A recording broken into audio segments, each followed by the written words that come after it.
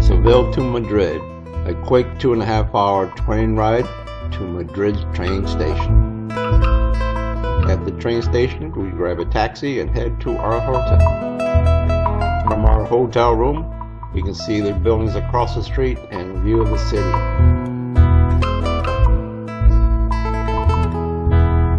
As we start walking out, we come across the Metropolis building, an office building. Madrid is the capital of Spain and is the residence of the Spanish monarch. The metropolitan area is the third largest in the European Union. Walking along, we come across a group taking dance lessons. This looks like a bunch of girls just having a good time.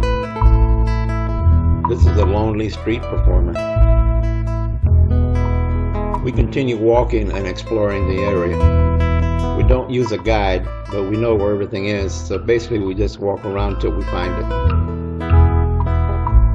In the middle of a roundabout is the Neptune Fountain,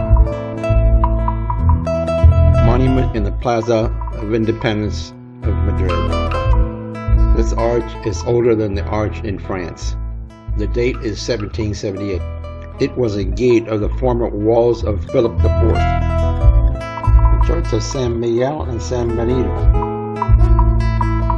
Fountain Civilis, goddess of nature and fertility. Finally, we come across the Parque de Gran Retiro, which translates to the Great Retirement Park. The crowd and the street performers are out in force. This man stood there for the longest time without moving. Even the street performers have to take a break. Is this Hermit the Frog?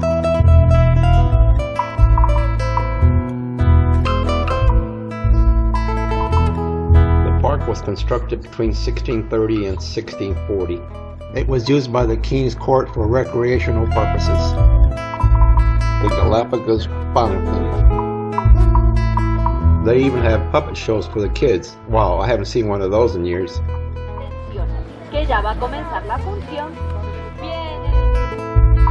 We came across the Palacio Velasquez. This is a museum inside the park itself. This is one of the very few museums that we went into.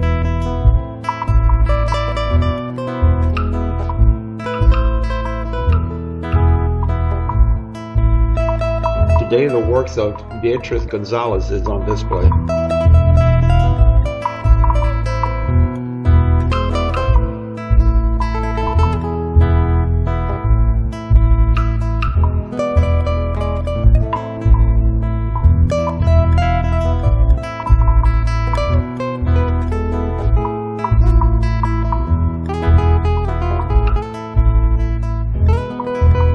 To the north entrance, we found this artificial pond. Next to it is the monument to King Alfonso XII. Here you can rent a boat and row yourself around the pond. In the distance we can see what looks like the Crystal Palace. The Crystal Palace was built in 1887. This is where Walt Disney got the inspiration to build the Crystal Palace at Disney World.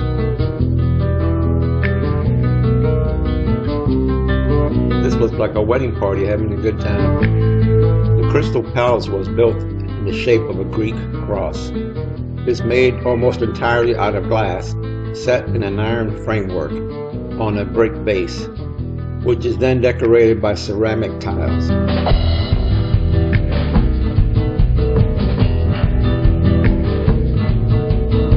The palace has its own pond with ducks and turtles and fish.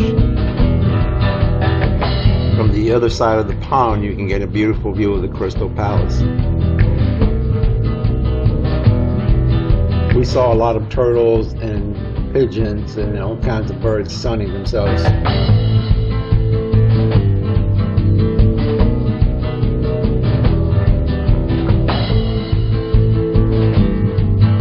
This pathway is on the other side of the Crystal Palace, right across from the pond. And right on the other side of it, you can even see someone going through like a cave, and it goes right through to the other side. We found ourselves on an empty bench, sat down and watched kids play at the park. These guys were doing some skating tricks which were pretty good.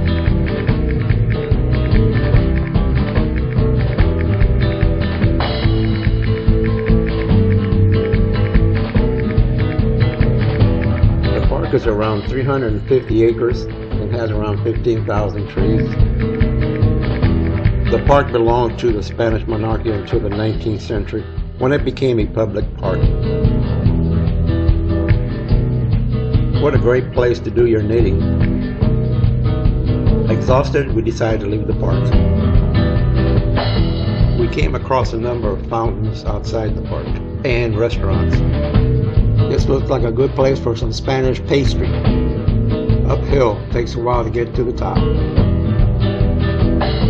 The building where the Spanish Congress of Deputies meet. Here is one of the entrances to the Plaza de Mayor. It has 9 entrances total. Philip III, 1660. The 3-story residential buildings have 237 balconies facing the plaza. Plaza Mayor is located only a few Spanish blocks away from another famous plaza, the Puerto del Sol. We'll be looking for that a little bit later. Looks like this man lost his head. Or is he the invisible man? Around the ground floor of the Plaza Mayor, you can find all these little shops and restaurants.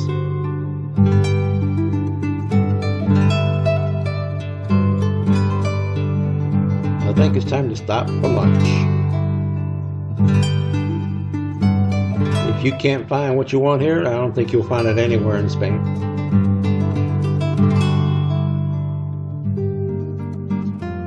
We stumbled across this little store called Geppetto's. Everything in here is made out of wood, and everything has some kind of movement.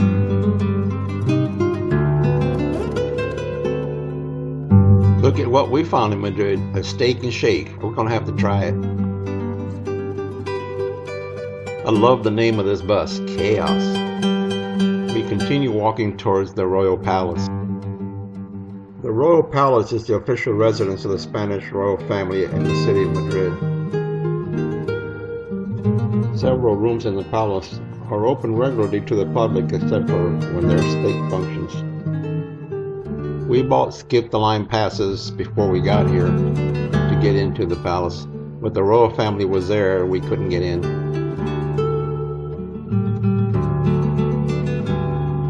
The palace is located on the site of the 9th century Alcazar in 1036.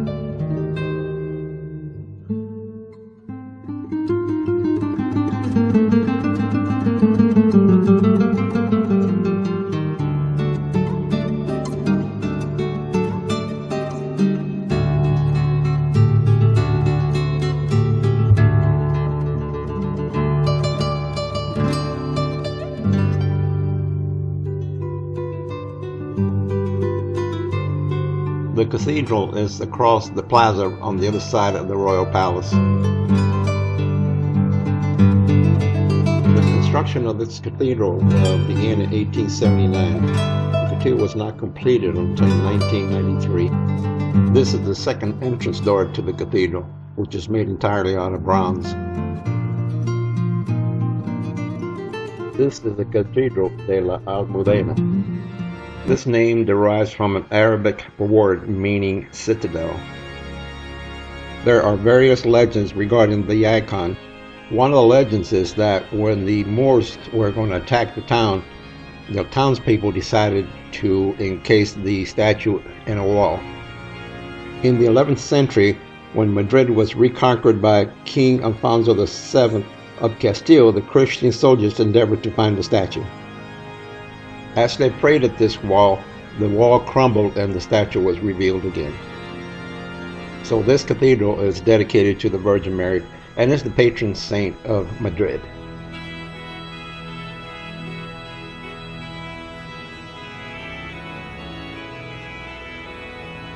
The neo-Gothic interior is uniquely modern, with chapels and statues of contemporary artists.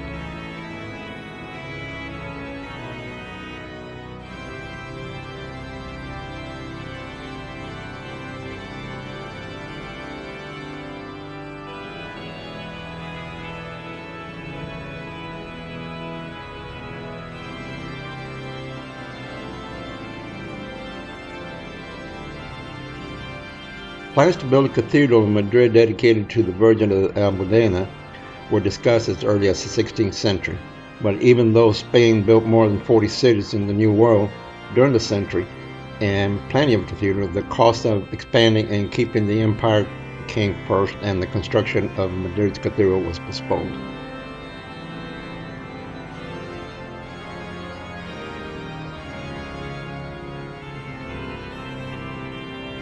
This cathedral was built on the site of a medieval mosque. So far from what I've seen in Spain, a lot of the cathedrals were built right on top of the old mosque.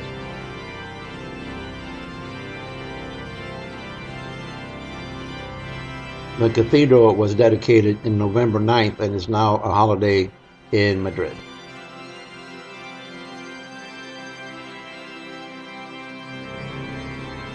There are stairs on both sides of this altar so you can get real close to the statue of the Virgin Mary.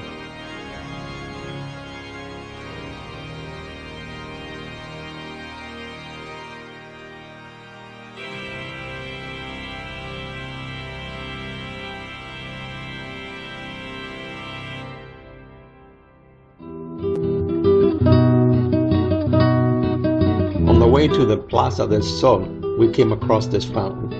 I slowed down the video so you can see if you can read what the water coming down from the top there says.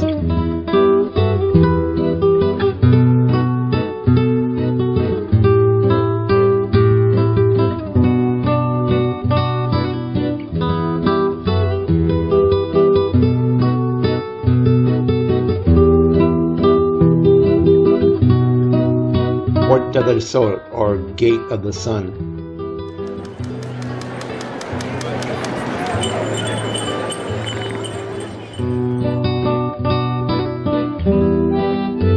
Even Mickey Mouse comes here. Can you name these characters?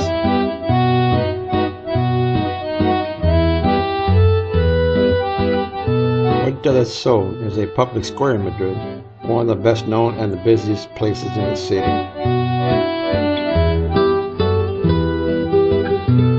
They even have a Mexican band playing music.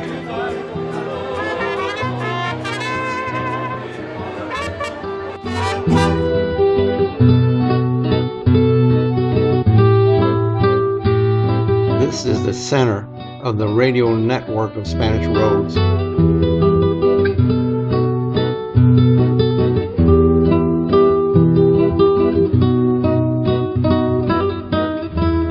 The square also contains a famous clock which bells mark the traditional eating of 12 grapes and the beginning of a new year.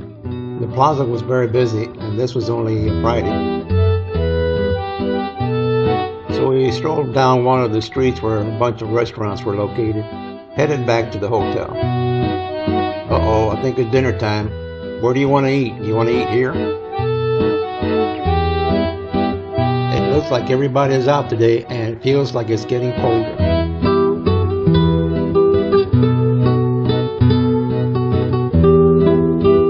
We came across more churches, but the doors were closed.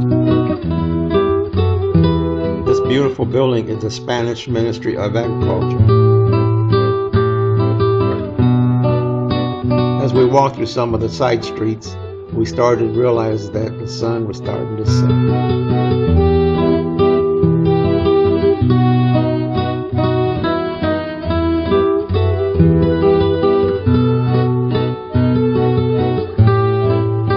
Goodbye, Madrid.